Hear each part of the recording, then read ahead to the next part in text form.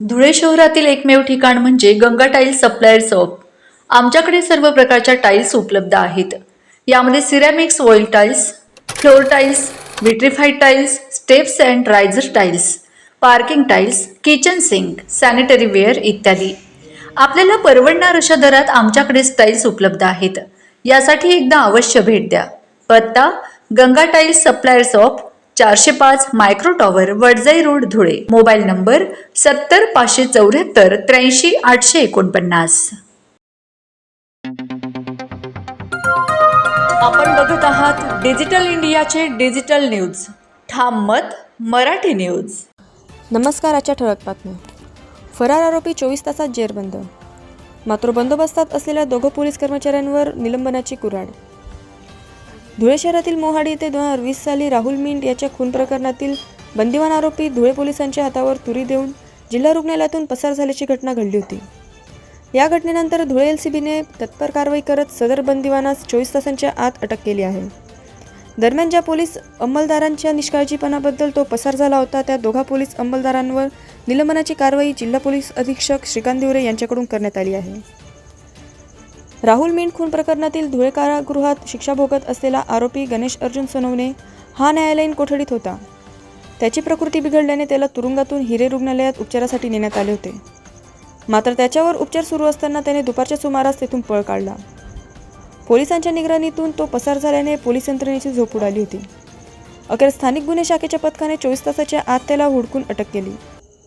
दरम्यान जिल्हा पोलीस अधीक्षक श्रीकांत दिवरे यांनी या संपूर्ण घटनेचा आढावा घेऊन कर्तव्यातील निष्काळजीपणा केल्याबद्दल 2 पोलीस अंमलदारांवर निलंबनाची कारवाई केली आहे।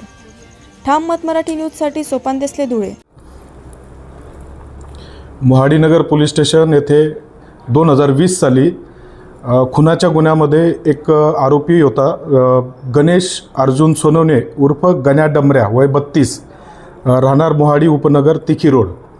हा 2020 पासून धुळे जेलमध्ये न्यायबंदी आरोपी म्हणून जमा होता।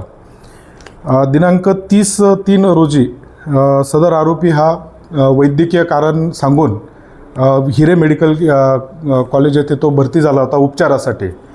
त्यावेळी त्याने तिथली परिस्थितीचा फायदा घेऊन तिथून पलायन केलेलं होतं आणि तो फरार झालेला होता।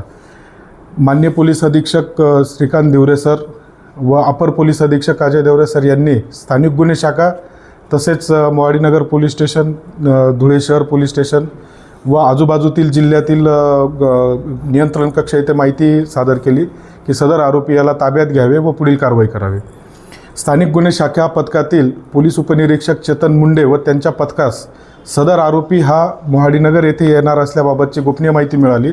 त्याप्रमाणे चेतन मुंडे व त्यांची पूर्ण टीम ही त्या ठिकाणी रवाना झाली व त्यांनी त्या ठिकाणी छापा टाकून सदर आरोपी याला ताब्यात घेण्याचा प्रयत्न केला।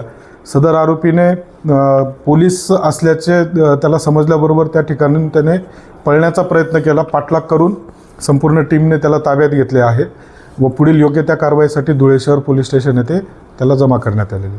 महाराष्ट्रातील ताज्या घडामोडींसाठी पाहत रहा ठाम मत मराठी न्यूज। तसेच आमच्या चॅनलला लाईक, शेअर, सबस्क्राईब करायला विसरू नका।